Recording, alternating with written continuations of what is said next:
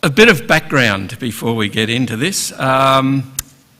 Take two recently retired professors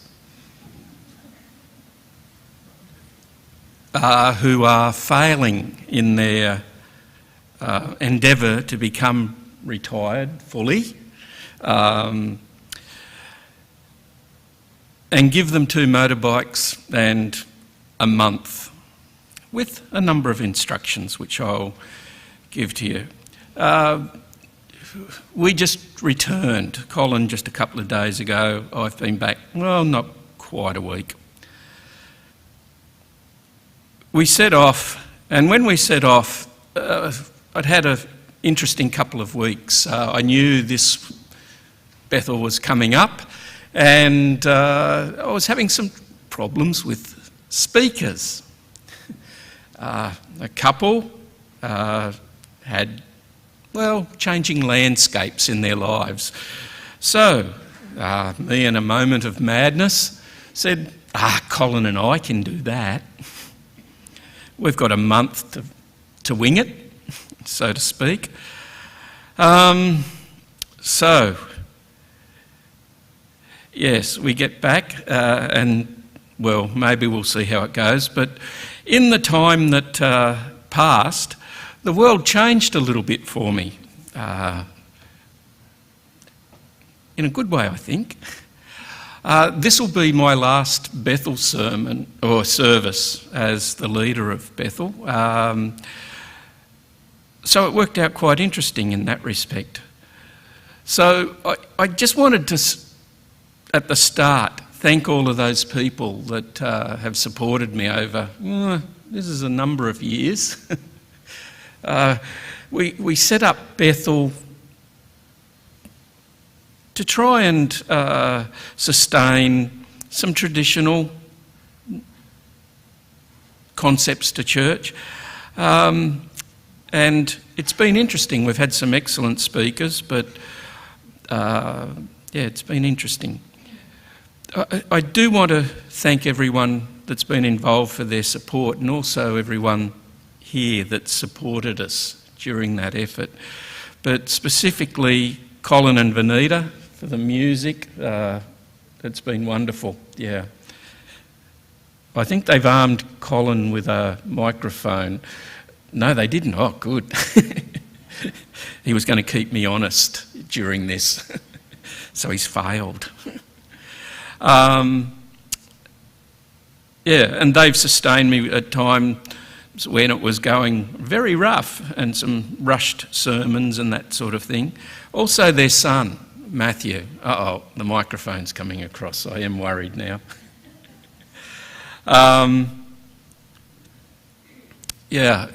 For those that have been here, you can reflect on some magnificent pieces of music that he's played. I'm truly appreciative of young Matthew coming in and participating. Robert and Julie, thank you. Getting last minute calls to go up the front and do Bible readings and stories, and the dog's tails are memorable. Gav and Adam, thank you for your support. You may not think you've done a lot, but it was appreciated, just the smiling face. And Gav got up and did a sermon. It took a bit of cajoling. And Jeff and Joy. Jeff, thank you. And Joy, I think the name Bethel came from you way back then. And Stuart and Narelle for your support as well. So sorry to start off with that, but I thought it was appropriate that I thank everyone and appreciate what you've done. Well, to what we did. Whoops, wrong one. Colin and I had not quite a month. And we decided Highway 1 was something to be conquered. So, 2 bikes, 14,500 kilometres. We did go clockwise. Why? it's the long way around. Not sure we chose right because we had headwinds the whole way. How does that work? I don't know. But we went clockwise. The agenda was a ride, first and foremost. We weren't necessarily doing the tourist thing. So we did a lot of riding, as you could imagine in that time, but we had a limitation of 500 kilometres a day, wisely imposed on us. And we tried to keep to that, and we averaged just under that.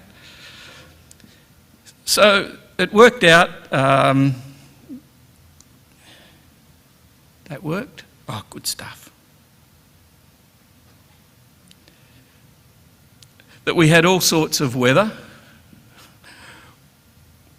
Wet, dry, hot and cold, as you could imagine going around Australia. And I followed Colin dutifully for probably 95%, I think it would be.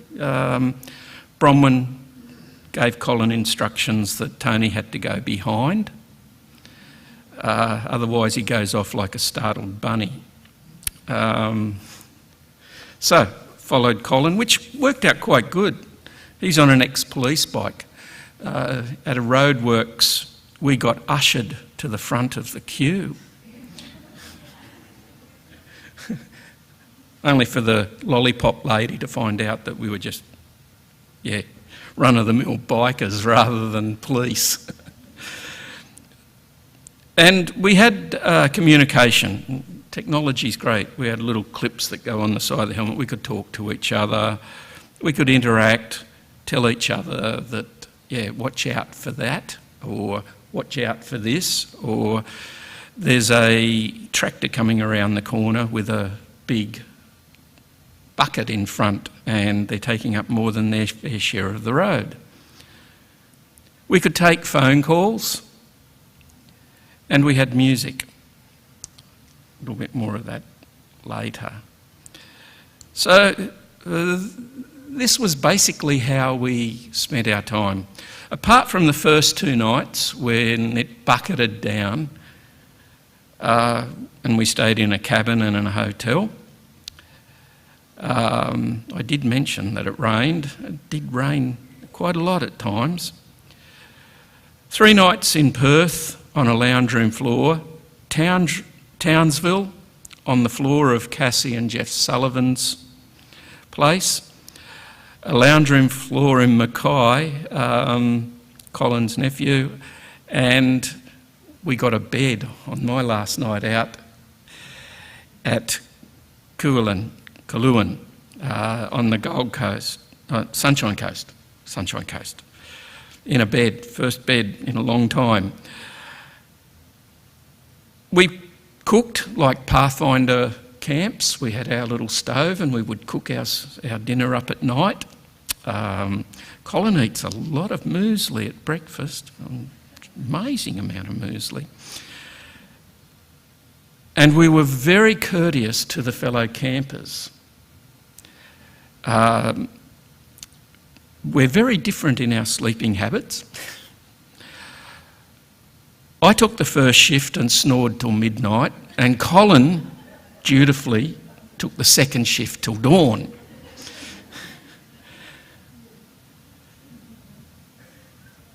So we had that in hand. But I will relate one instance before we get into it. We got knocked back from camping in a campground in the middle of nowhere, and Colin wanted to know why. And they had all the DMR, or the road workers, caravans there. Not the road workers, just their caravans. So 2 little tents was beyond the capacity of the place. So we were moved on with 2 little bottles of water each. And so we went off to a side of the road camping area. Not something you go to when you're on a motorbike and little pup tents generally, but it was fine. And it turned out that we saw some magnificent vistas in the morning. We'll show some of that later. But there was other campers there, and it was the latter part of sunset, and this fella walked across the road, basically. It was like driving tent pegs into concrete. And he stood there and watched us for a while, and then made the comment, "You're doing what we all wanted to do, but can't do now." And then turned around and walked off. Talkative. Anyway, we had a lot of experiences. We spent a lot of time thinking about things and thinking about what we could do for this. So the title of the sermons, the Musings in a Month of Madness. Why would two... no, I don't think we can claim intelligence. Go off and do that to ourselves. But it was a good time, I will admit that. But also, it gave us a lot of time to think. When you're doing that each day, you're in a helmet. You're saturated by sensations. You've got smells. It's different to driving a car, and it's probably what we appreciate, though at times a bit sore. And at night we would have some very interesting discussions as well, and this has grown out of some of those discussions. We've come up with a number of things that we may use at other times. I'll get you... I've got two slides here of the one text. If you've got your Bibles with you, could you turn to Matthew 25, 1 to 13? If not, you can read from the screen behind. I've chosen the Common English Bible for this. I like some of the parables in the common language. I'm reading from Matthew 25, 1 to 13. "At that time the kingdom of heaven will be like 10 young bridesmaids who took their lamps and went out to meet the groom. Now 5 of them were wise, and the other 5 were foolish. The foolish ones took their lamps but didn't bring oil for them. But the wise ones took their lamps and also bought containers of oil. Then all those bridesmaids got up and prepared... When the groom was late in coming, they all became drowsy and went to sleep. But at midnight there was a cry, 'Look, the groom, come out and meet him.' Then all those bridesmaids got up and prepared their lamps. But the foolish bridesmaids said to the wise ones, 'Give us some of your oil, because our lamps have gone out.'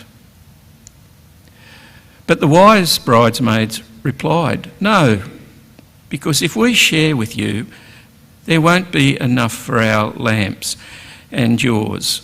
We have a better idea.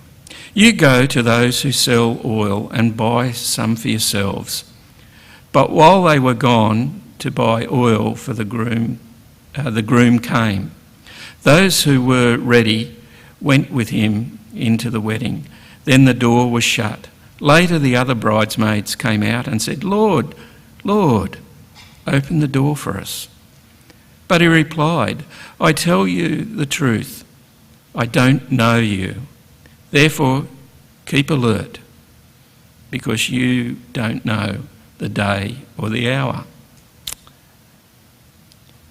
I'm going to draw a parable out of this in a modern day context, and we called it the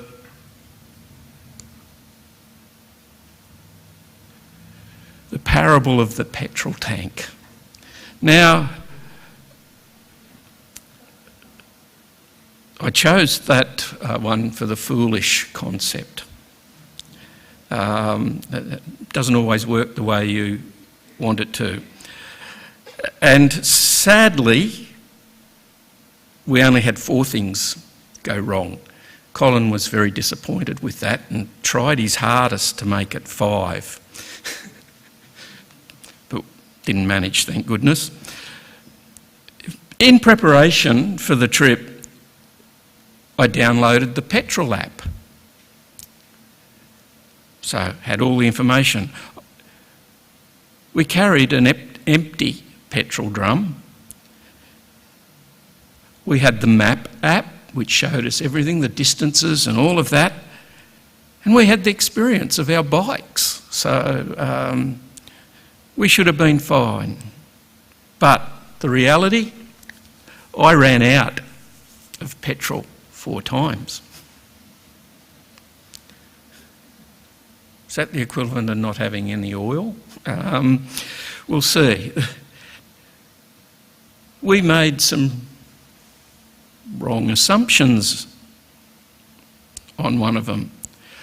In the literature, I'd read that our tanks were the same size. My bike's a little bit smaller in size, so generally doesn't use as much fuel. So why was I running out and not Colin? He had 3 more litres of fuel than I did. A later model and a former police bike may be different. So assumption 1, we were wrong. The second one, the app told us that we could get this fuel in this town.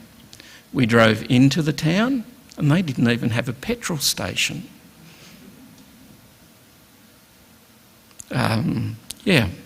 Tony sits and waits too. The third one was the interesting one.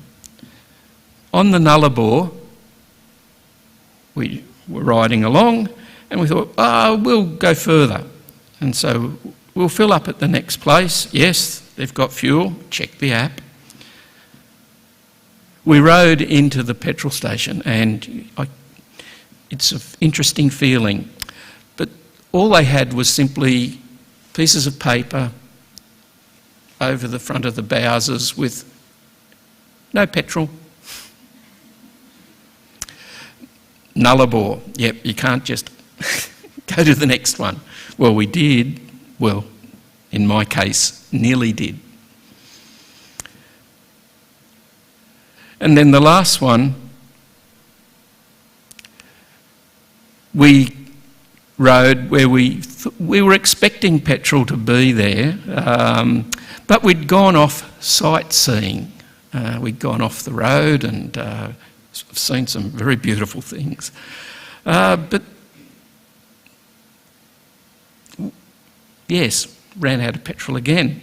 There wasn't petrol where we expected it, and because we'd gone off and had a look at some things, out there you don't do that. It was well worth the pictures though, it was a magnificent place. So if you look at the photograph, there's that red thing on the top. That was the empty drum that Colin used to dutifully untie from my bike, and he'd go off and get petrol and come back and so forth. After a while we thought, yeah, this is telling us something. So I used to travel with it full. Something went wrong. We never ran out of fuel when the thing was full. So it was interesting. So I'm not sure how that'll turn out. not quite the same as what I see, but that is one of the stops. That was the Nullarbor one. Of course, it happened at sunset. Colin had a long ride to go and get fuel and back again. So I sat there and watched it go very dark. And there's something that was always fascinated me. No matter where I ran out of fuel, there was always a dead kangaroo or a kangaroo skeleton there. It seems to mark the spot where I'm going to run out.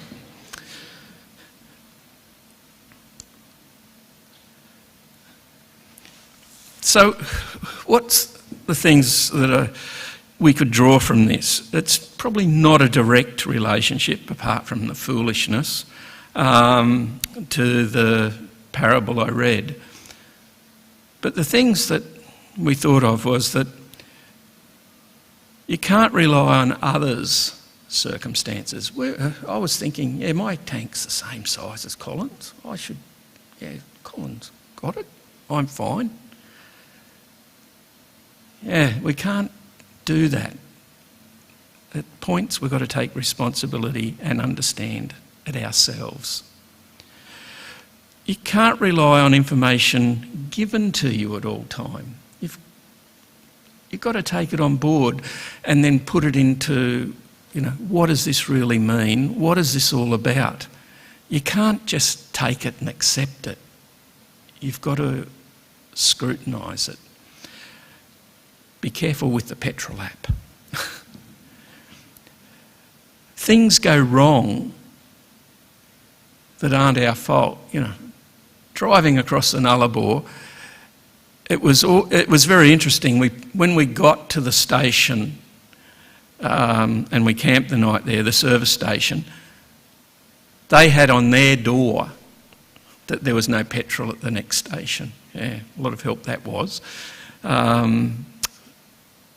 So things will go wrong, but it's what you've done in preparation for those things, those times. It's how well prepared, how thought through it all is, and how grounded you are. And then we make errors. Yeah. We base our judgments on wrong things, our intellect, our understandings, and it doesn't always work out in all circumstances.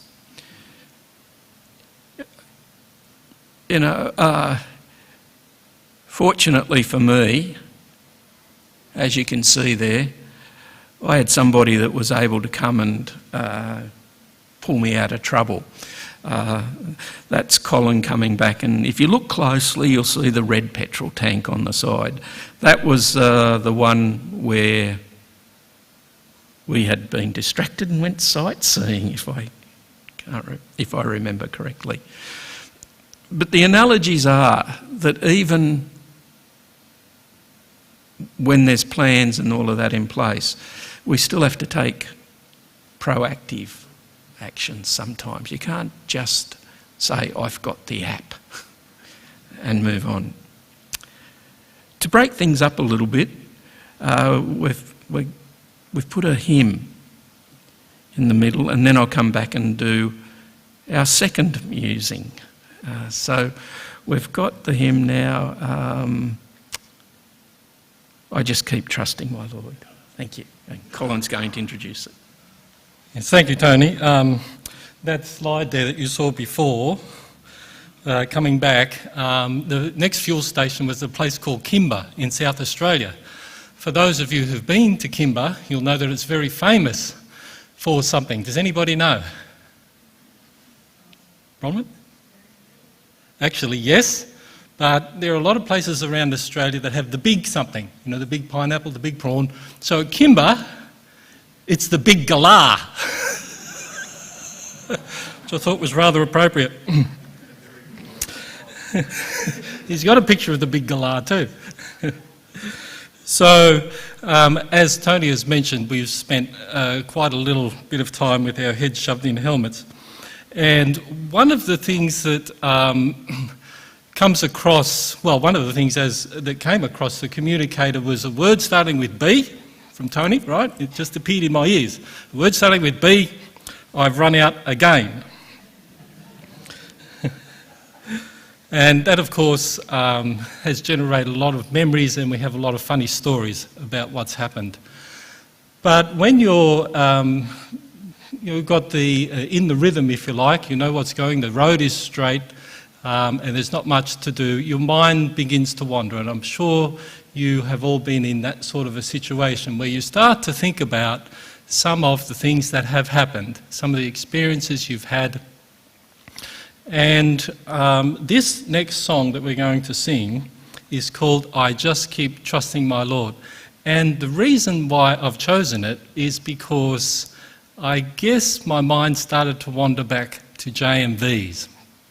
Now, I know some of you have experienced and have been involved with JMVs in the past. It was an afternoon program for young people, and in my situation growing up, it was compulsory because my mother was the leader. And of course she's gone now, and you start to think about some of the experiences that you have. And it's struck me that as this song, it was played at Murwillumbah, Michelle played it at Murwillumbah a couple of weeks ago, and the song came back with a whole lot of other sensation. It came back with a whole lot of memories. Denominational history exam, remember that? Memorising Psalm 91 in JMVs. Some of those other things that we were doing in JMVs, and some of the songs. And memories come back with more than just a cognitive memory. They come back sometimes with a smell, sometimes with some context, a lot of times with other people that are involved. And that happened a lot in the last month as we're remembering things. So, and if you haven't been involved in JMVs and don't have that memory, then I hope that you will enjoy singing this song. And if you don't know it, then it's got a catchy little swing to it, and tap your feet or do whatever you want. But anyway, I just keep trusting my Lord.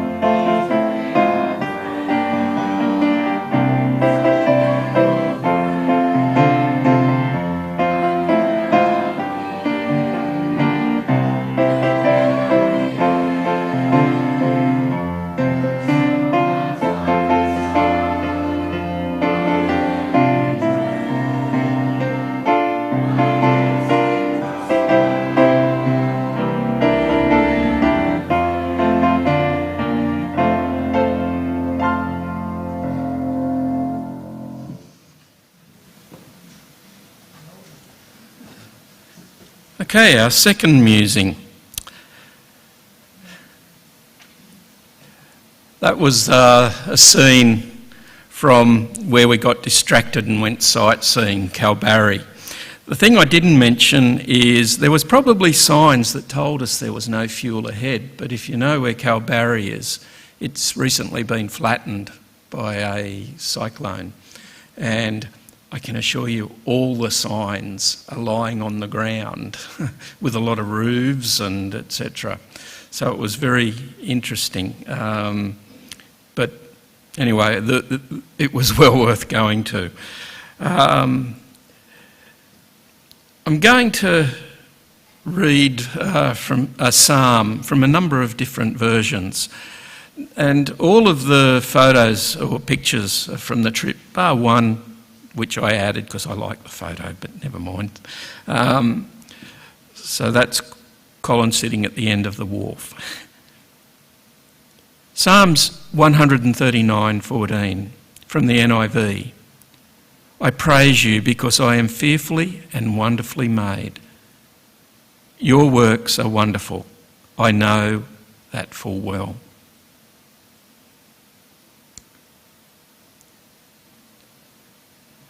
From the ESV. I praise you, for I am fearfully and wonderfully made. Wonderful are your works. My soul knows it very well.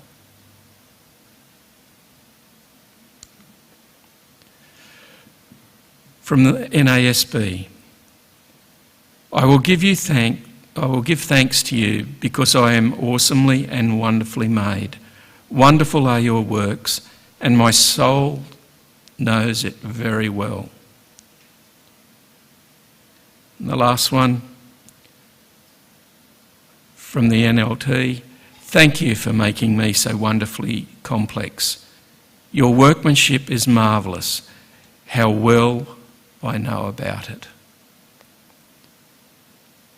There are, from Mrs. White's writings, from Ministry of Healing, the mechanism of the human body cannot be fully understood. It represents mysteries and baffles the most intelligent. It is not as a result of a mechanism which, once set in motion, continues to work, that the pulse beats and the breath follows breath. The beating heart, the throbbing pulse, every nerve and muscle in the living organism is kept in order and activity by the Creator of man.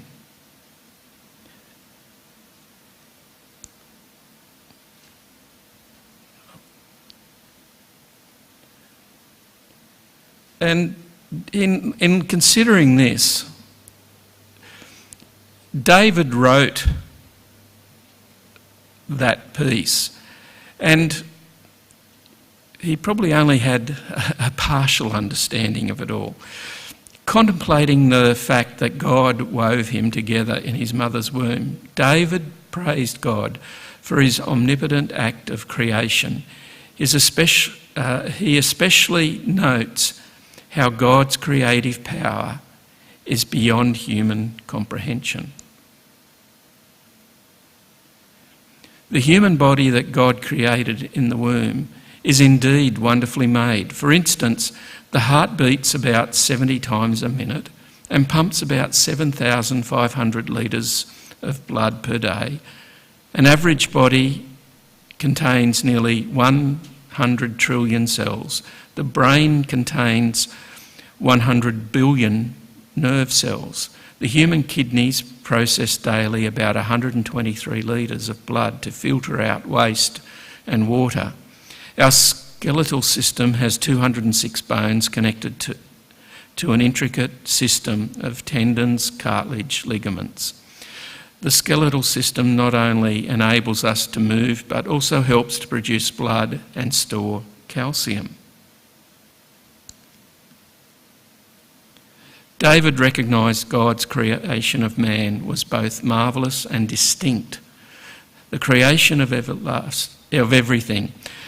No two persons are completely identical, and the human beings are distinct from animals. David was fully convinced that God had fearfully and wonderfully made him. He wrote, "My soul knows it very well."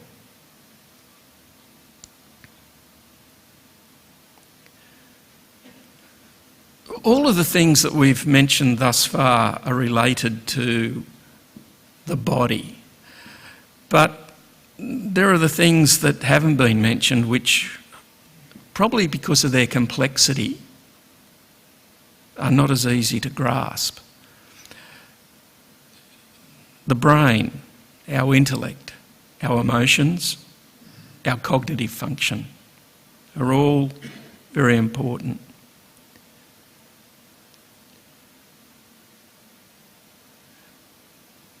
Before we went on the trip, I took a dump of all my music and put it on. Now, one thing you can't do on a motorcycle when you're riding along is, I don't want to listen to that, click, click, and go to the next one.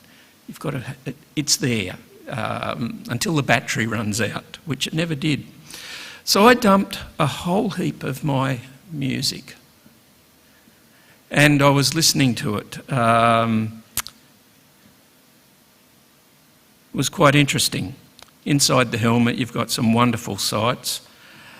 I chose that picture because they're budgies coming to the dam or a water site early at dawn, and they were diving, and they did it for about half an hour. And the budgies reminded me of Colin and a budgie having a meeting of the minds. He was attacked by a vicious budgie. Just as well the emu, snake and the eagle were not as vicious. There was a meeting of the minds. But we were never sensory deprived. And the music, well, when you're just sitting there listening and a song comes on, something happens. There was music from my times at college which recalled, sitting there supposedly studying, most likely doing something else. Relationships starting and ending. The music that played when I proposed. The music for Bronwyn to walk down the aisle. Despite rumours it's not Led Zeppelin. The hymn that we sung earlier, the Lord is my shepherd, that was the hymn sung at our wedding.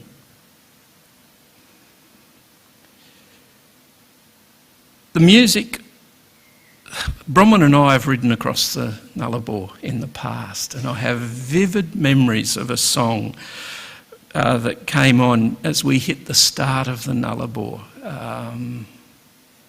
New Year's Day, 7:30 in the morning, brilliant day. And there's some corners before you get to the Nullarbor, the last corners for well over 1,000 kilometres. And we were flicking through the corners to this music. Back in those days, we just had a cassette player and Bronwyn used to sit on the back and try and control it.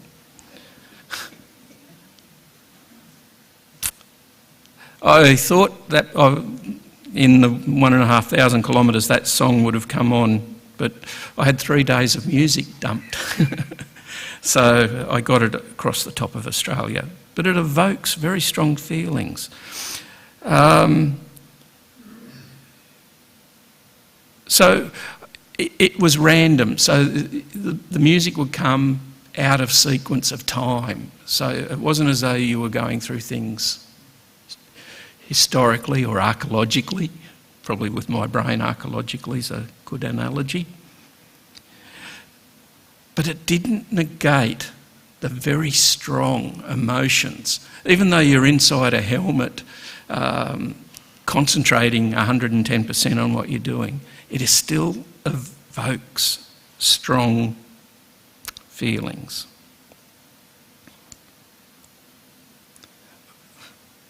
What that's known as is kinesthetic anchors, and I apologise if I get into lecture mode.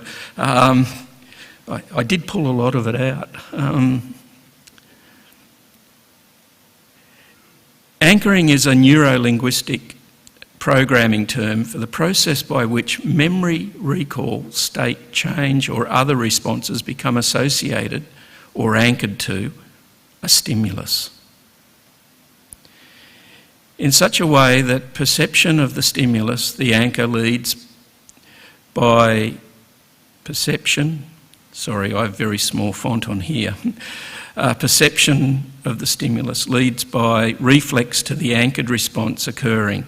The stimulus may be quite neutral or even out of conscious awareness, and the response may be either positive or negative.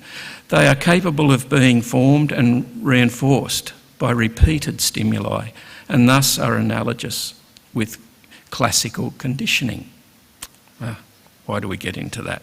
Stimulus can be many things, not just music. It can be smells, place, taste. The purpose of our trip was to map the quality of apple pies across Australia. It was a dismal failure. There's a dearth of apple pies, and the quality is terrible, according to Colin. I was just the recorder. I can't eat apple pies. But they invoke something in us. But the thing that I want to focus on, music, because that's a special category.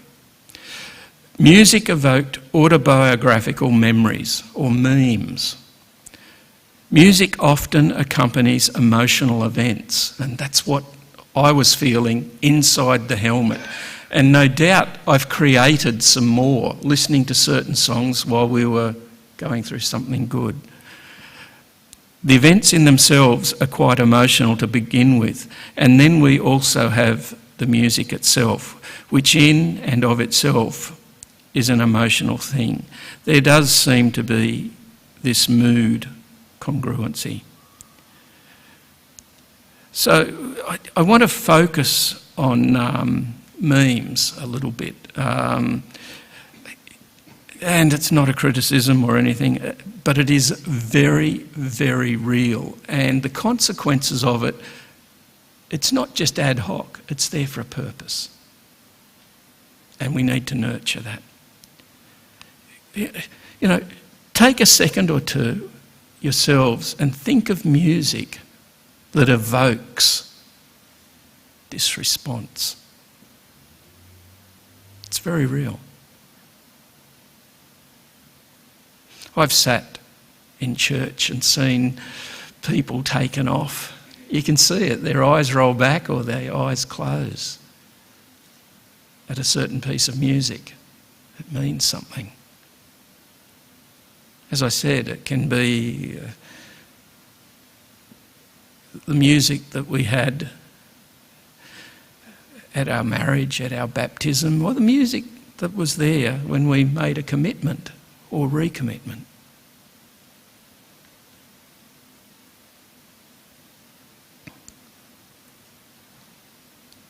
In regards to music bringing back a certain memory, when people listen to music, it triggers parts of the brain that evoke emotions.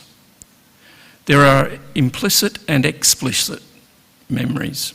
Explicit memories are simple memories such as what you did 5 minutes ago, basically anything in your conscious mind.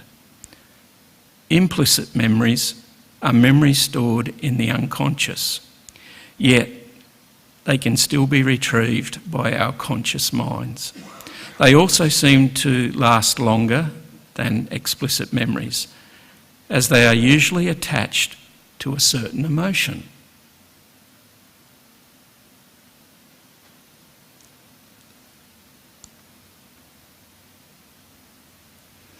Another reason why music evokes these memories is because music is related to movement. In a study done in Finland, researchers found that music activates many parts of the brain. They actually had people in MRI mapping what's going on in the brain.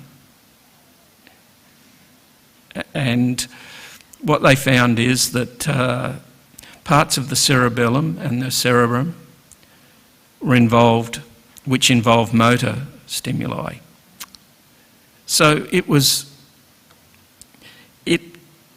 actually links parts of the body to the memories as well. And it's why we tap our feet, tap our fingers, nod the head in time, lip sync. Some of us can't sing or shouldn't sing, or sing along. The emotions come into play as well. These emotions can be both positive and negative, unfortunately. We can think of, music that brings sadness, but they're memories. Unfortunately, sad experiences are caught up as well.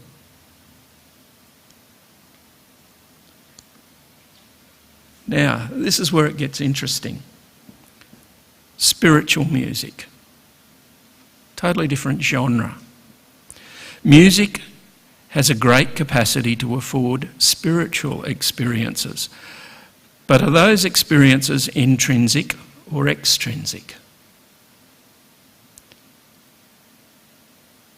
It was revealed in a study that ratings related to spirituality grouped together, but were separate from the intrinsic and extrinsic semantic groupings, suggesting that there is something special about the phenomenon of spiritual experiences with music that is beyond a simple identifiable source. They concluded that spirituality therefore appears to be something profound and transcendent that comes to life with the musical form rather than being perceived or either explicitly intrinsic or extrinsic to music. So they found that the spiritual side of it was different to the normal music. So the normal music brings back or evokes feelings. The spiritual takes it to another level in both ways.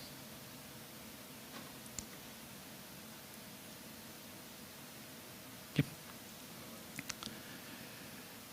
In the religious context, experiences were stronger, more spiritual and more emotional. But in the non-religious context, experiences elicited similar features, just to a lesser extent. This suggests that the phenomenon is not merely a product of the religion. The research demonstrated an important place for spirituality within the experience of music. An example of how this worked was that in ancient times, monks in monasteries used to have to recite 150 psalms per week. It's a lot. But it was to build in that mechanism, because the psalms are more or less music meant to be sung. So it's quite powerful. Music in turn contributes to the individual's mental representation of rituals. So church, music, what we were brought up with, can be recreated across time and space to evoke emotions elicited by the ritual.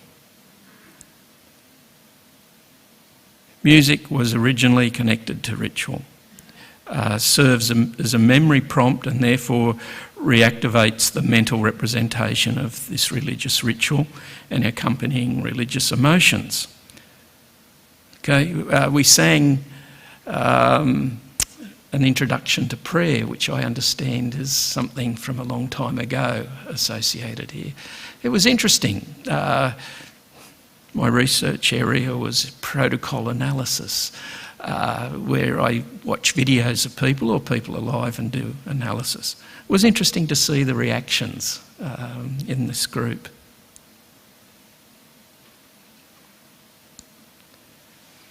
Okay, now we come to some really interesting stuff. So we've developed an understanding of spiritual as a heightened level of memes.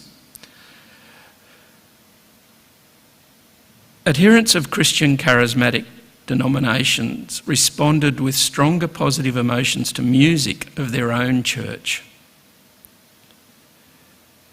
compared to Christians belonging to another. So if you're listening to the same music, they got a stronger association with their own music. The more the individuals were familiar with the music and liked the music, the more intense was their emotional experience while listening to it. It's very interesting. There is a whole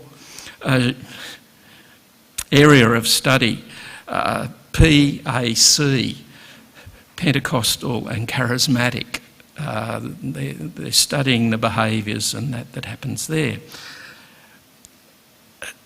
But it's not only that music, it's the music that you were exposed to early and had those initial experiences with it. The research showed that it's the strongest between 10 and 30. Interesting time of life. What was found was that when they studied Turkish Muslims and Central Europeans, there was equal levels of spiritual responsiveness. But to the Europeans, it was the organ. To the Turkish Muslims, it was reed music or instruments, all associated with their worship experiences.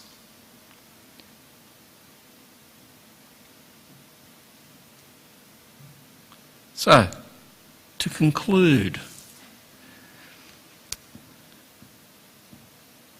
memes are real and provide important memories for us. Look, it didn't happen. Go back to the verses that I started this section with. We were created. We believe that. So that's not there by error or mistake or anything else.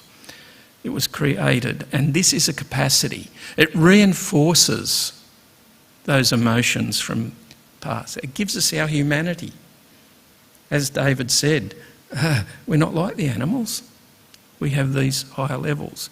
Memes are healthy and restorative mechanisms which can assist and maintain our spiritual origins. I had more material on this, but I'll just refer to it quickly. A lot of work is being done on music from people's youth and its restorative value for dementia and brain injury because of what it evokes. Newcastle University was doing a lot of work and research in brain injuries and how music actually stimulated things. Memes, when aligned with a spiritual dimension, are important. Because if we go back, the research tells us that spiritual music is different to the other music in what it evokes in us. That was well developed. And memes can be grouped related to church, camp meetings, reflecting times of spiritual growth and commitment. It allows us to go back, relive what was motivating us at that time. It stimulates those, and that is a healthy thing. So we shouldn't be denying ourselves of what's important to us. You know,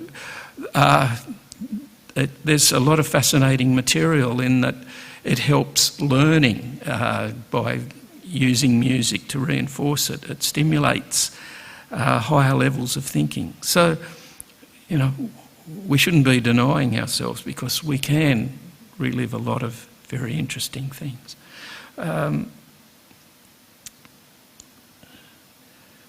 Brings us to the conclusion, and yeah, that's a sunset scene from Cable Beach. And the campground on the side of the road, the second picture is the dawn there. The picture doesn't do it justice. It was brilliant. To close, I received this from Kathy this week. Thank you. He has filled earth and air and sky with glimpses of beauty to tell you of his loving thought for you. The beauty of all created things is but a gleam from the shining of his glory. If he has lavished such infinite skill upon the things of nature for your happiness and joy, can you doubt that he will give you every needed blessing. Thank you for listening to our musings.